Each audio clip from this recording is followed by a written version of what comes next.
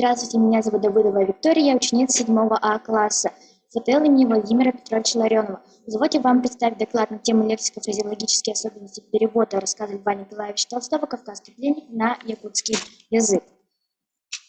Мы считаем, что перевод на другой язык с учетом национальных особенностей языка может подчеркнуть выразительность и повторимое своеобразие произведения и сделать рассказ более понятным и близким к народу.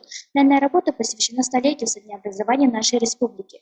Именно с установлением советской власти якутская литература, в том числе переводческая, стала бурно развиваться. Например, произведения Толстого начали переводиться на якутский язык в 1935 году.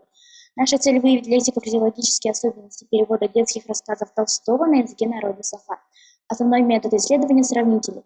Прежде чем приступить к сравнению, я составила список книг Толстого на якутском языке. Для анализа был выбран рассказ «Кавказский пленник» в переводе Дмитрия Кириллина, который показался мне самым понятным. Мы пришли к выводу о том, что рассказ сохранил все важные элементы произведения великого писателя, его основную мысль, а также выявили несколько особенностей. Во-первых, автор использовал много заимствованных слов, что, конечно же, обусловлено тем, что многих понятий предметов, использованных Толстым, нет в обиходе народа Саха.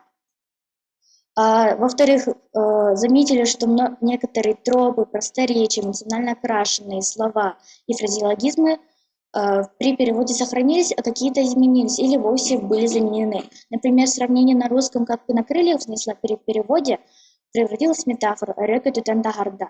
А также слова «стара», «стала» были переведены с помощью парных слов «кырдым», «борейдым», в котором благодаря словоусилителю добавилось значение «стала немощной». В-третьих, при переводе автор приблизил некоторые моменты к якутской национальной культуре.